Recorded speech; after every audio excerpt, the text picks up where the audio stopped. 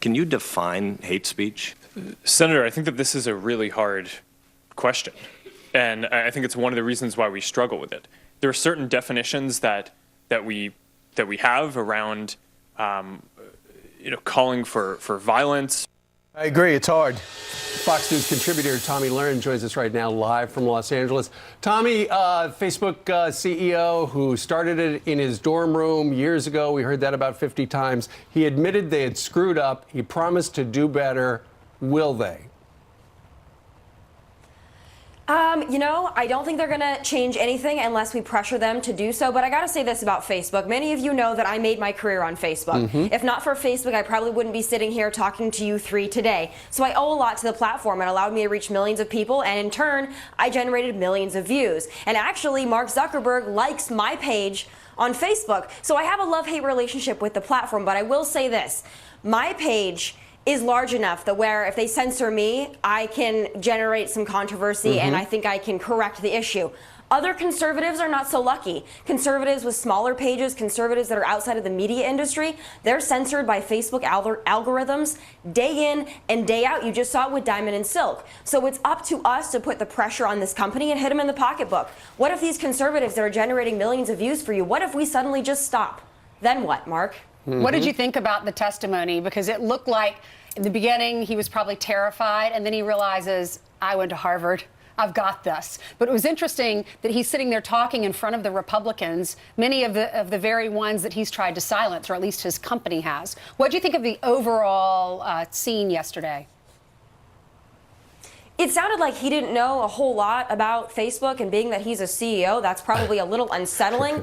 But again, he can't define what hate speech is, and we've seen the left do this time and time again. They consider hate speech to be whatever they don't agree with. Exactly. That's what they consider to be hate speech. They throw the labels, they throw the categories at us, and we're silenced. We have to fight back. We have to get vocal, and we're going to do it on platforms like this, and we're going to do it even on his own platform. I know I will. The way I understand it, I think it's going to get even harder. Number one, it is true. He's right. I don't know how you stop hate speech. Al-Qaeda, ISIS, we get it. The KKK, we understand it.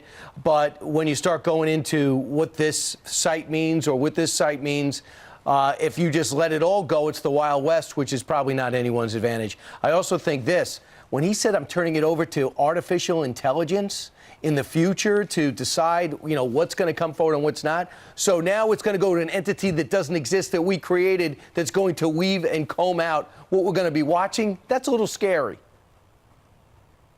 Yeah, more algorithms, and that's not good for anyone. And I would also encourage Mark Zuckerberg to hire more conservatives within the company. Outspoken, honest, genuine conservatives. Maybe he get a different perspective. He surrounded himself with people that don't think exactly like he does. Exactly. Whoever designs the next algorithm is the one who's going to essentially determine what hate speech is. Meanwhile, let's talk a little bit about this. We've been talking about the midterms. Harvard did a poll, and it looks as if a wave of young Democrats outnumbering young Republicans by 2 to 1 could wind up going to vote, if they do vote, in the next election. What do you make of this? And how do Republicans capitalize on the fact that everybody likes the tax cuts, but at the same time, a lot of the people who are benefiting are Democrats? Well, two things. Republicans, conservatives, independents, we have to do a better job of reaching out to young people. In the past, we have failed.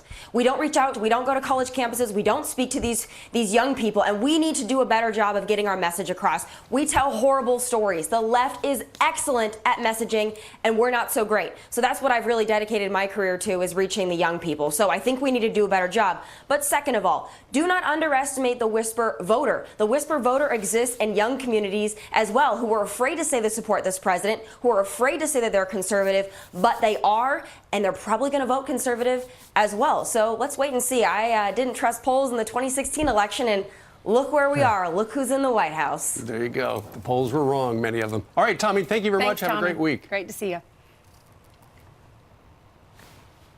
All right.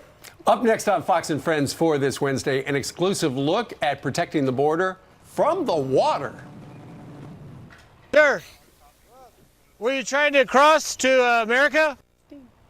Griff Jenkins on the Rio Grande with the Border Patrol. You're going to see that live next. All right, plus this graduation photo has a lot of people talking